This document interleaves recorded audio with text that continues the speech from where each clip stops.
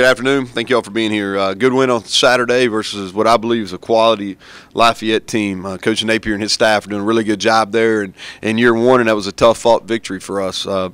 Appreciate our students and our fans showing up. I thought we created our people in marketing and our administrative people really created a good atmosphere. It was good to see a lot of familiar faces here on homecoming. So homecoming is a big deal, and to win the game makes it even sweeter. Quick recap in all three phases. Special teams, I'll go over the negatives first. Really disappointed in our kickoff cover unit. 2 big returns.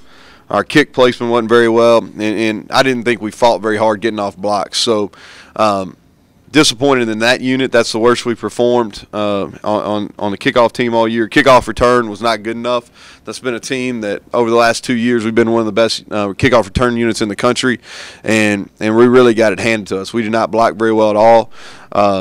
And so really disappointed in our kickoff team and our kickoff return. The positives are 4 field goals. Our protection has been really good on our field goal team, and then Tyler is consistently getting better over the course of the last 2 years.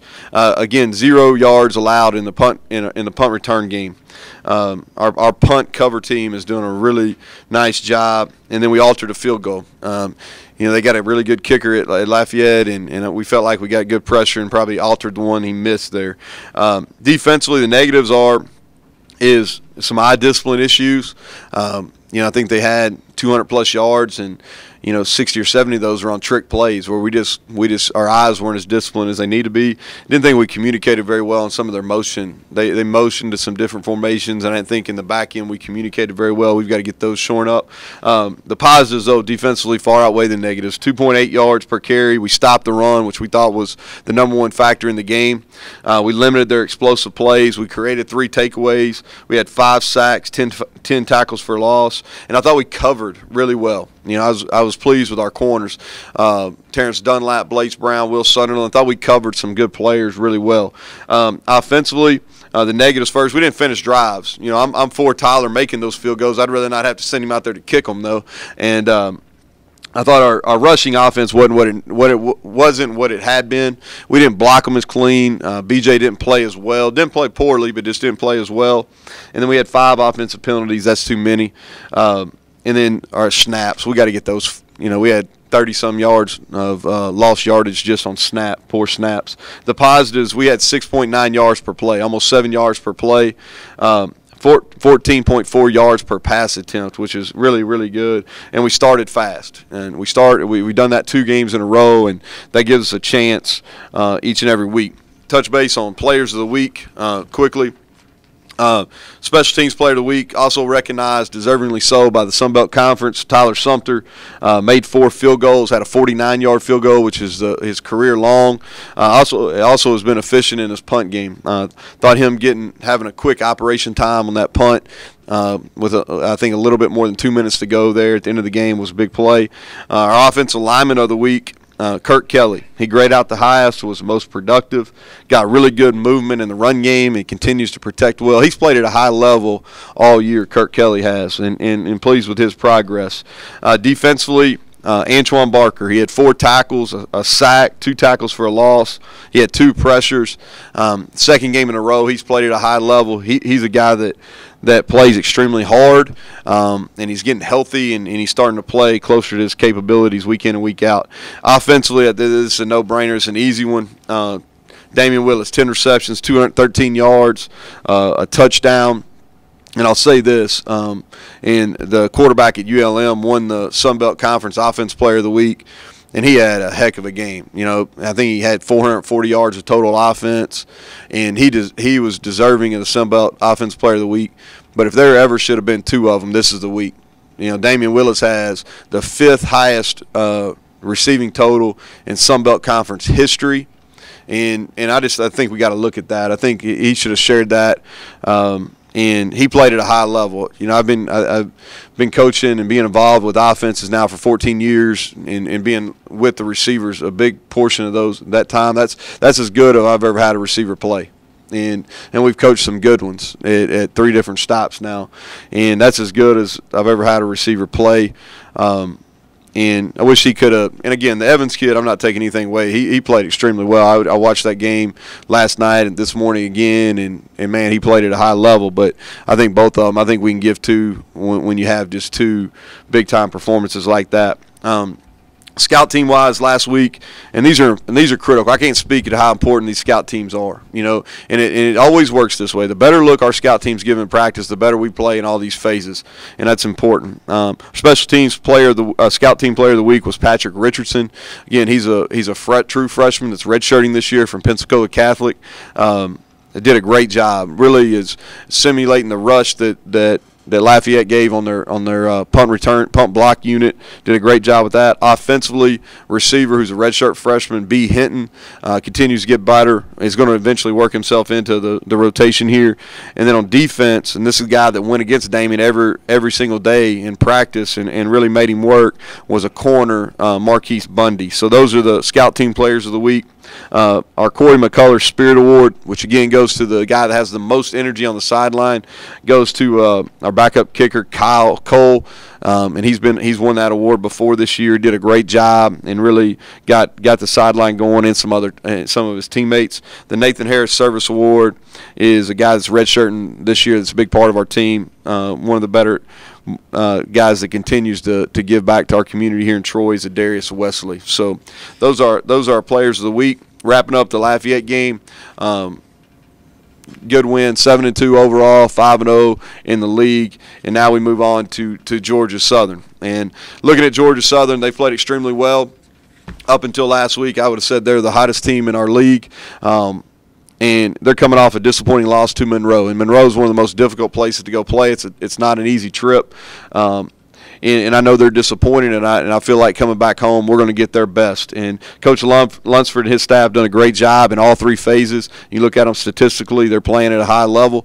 And for whatever reason, they've played their best ball at home. They played extremely well in Statesboro. A quick preview of them, special teams.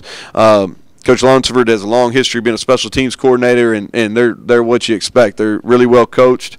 Their place kicker and kickoff specialist, Tyler Bass, has won multiple Sun Belt Conference special teams players of the week. He's as good as there is in college football. They've got a good returner in number 12, Kennedy, who's a running back as well. Offensively, great scheme. Got a lot of respect for their offensive coordinator. Really creative in how he gets multiple option looks. They're led by their quarterback, Shy Wirtz. I mean, I think 2 years now he's ran this offense. He's special with the ball in his hands, out in space. Does a really good job carrying out his fakes, and I think he's an underrated passer. In the games they've played really well, he's hit some really nice throws down the field. The running back, Wesley Fields, feels like he's been there forever. You know what I mean? Like he's just been productive year in and year out, and this year's no different. And I think their offensive line is probably the biggest difference between them a year ago and why they're playing at a higher level is their offensive linemen's creating space and creating movement. They're doing a nice job there. Defensively, you look at them, their defense coordinator, Coach Sloan, came over from App. Very similar scheme that App State has ran over the years. Those guys are playing with a lot of confidence. Schematically, they make it really difficult to run the football. If you talk about guys that stick out when I watch film, I think their nose tackle, number 96 and 94, both very similar. We recruited 94 really hard and didn't get him. And he's making a lot of plays.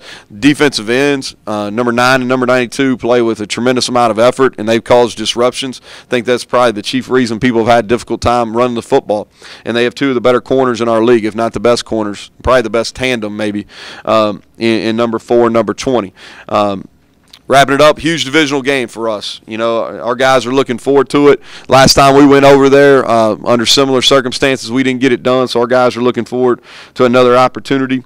We control our own destiny in our conference, but we've got to continue to fight for that each and every week. Got a lot of respect for Georgia Southern and the tradition they have. It's been a good rivalry going back to a long time here at Troy, and like we talked about last week, champions are crowned in November.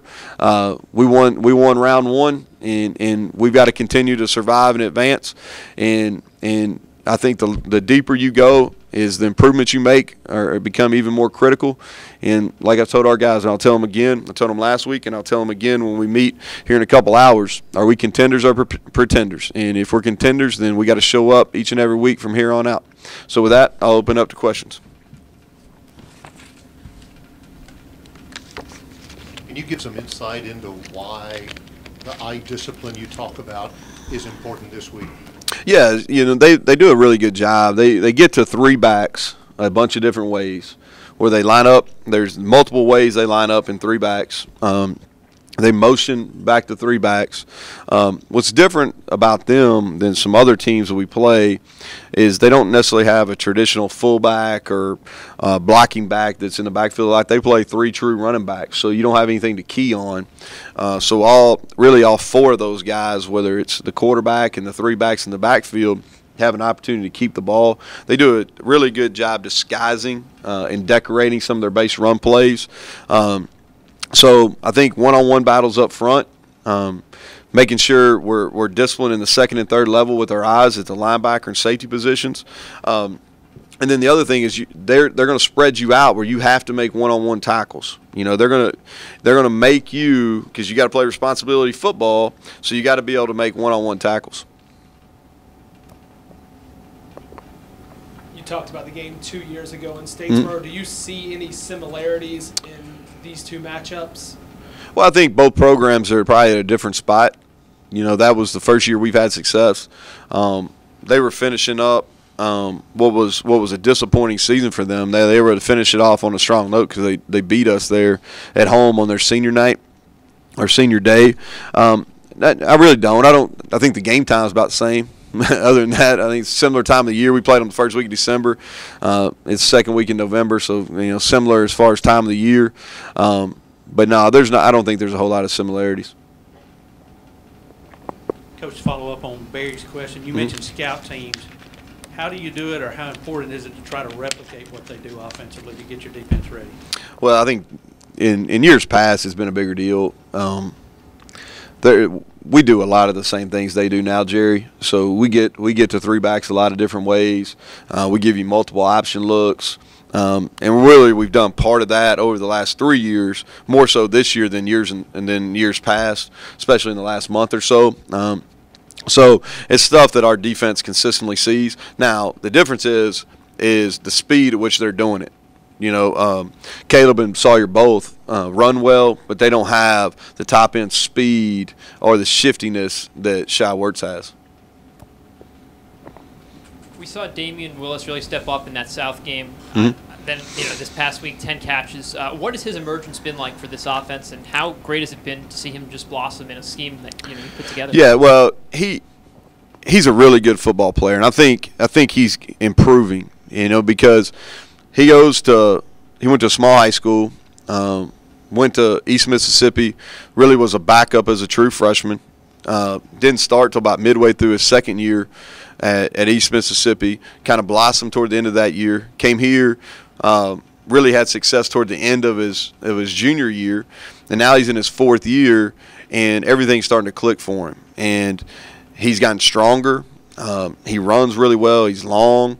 I think he's an NFL prospect, and I'm happy for him. I said this after the game. He's been our best practice player in any phase since we had our first spring practice, all the way through fall camp, all the way through the season, and game weeks. He's been a great practice player, and I think what happens is sometimes when injuries occur, is sometimes it's the guy that's at that.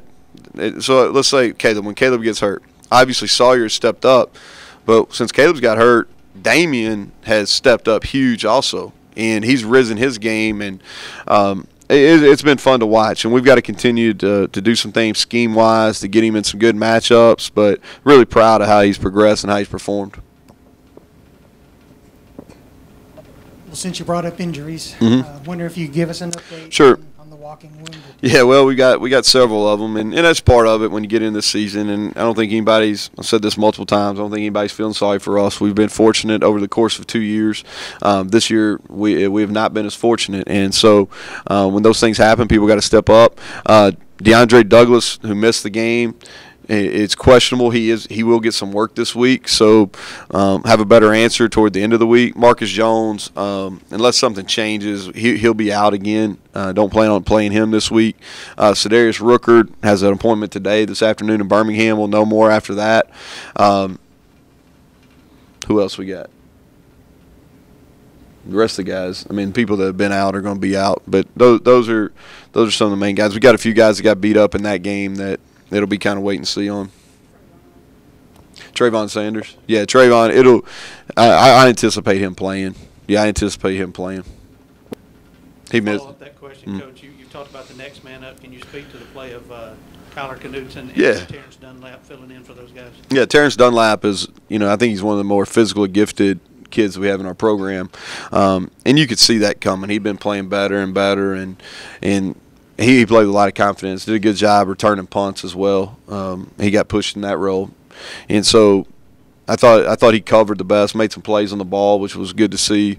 And then Kyler's been playing 15, 20 snaps a game defensively, but he came up big.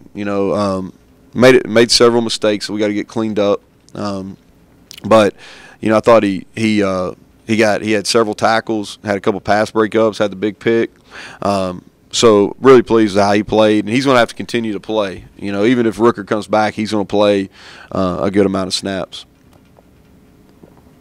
Coach, you mentioned last week that the final quarter of the season was going to be the toughest for you guys. With 3 games left, what would you like to see from your team, especially with a couple of these games on the road and final season?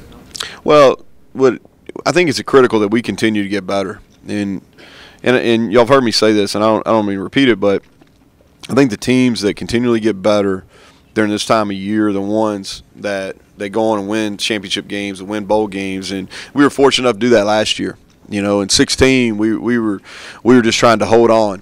In 2016, we didn't finish very strong. I think we lost 2 of our last 3.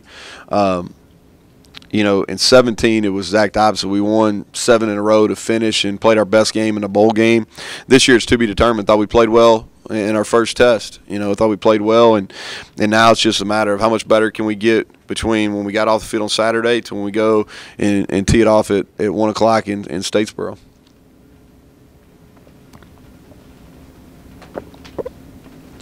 I know they do different things on offense than you guys do, but looking at the defense side of the ball, is this really a team that, in comparison, is kind of around the same as what you guys do schematically as well on defense? Yeah. On the run? Yeah, I think they've done a really good job. If you look at, I think they've identified what their strengths are. They've got their personnel really matches what they're doing schematically. I think it fits them. As far as they're different schematically than we are. I think some of their goals are the same, though, as far as I think if you would ask them, and I don't want to speak for them, but I think probably stopping the run, it looks like they're built to stop the run. They've done a good job of keeping pass plays in front of them. But I think both defenses are playing at a high level. I think both defenses are coached extremely well. And our obviously going into every game, but more so in this one is to stop the run, and I feel like they probably feel the same way.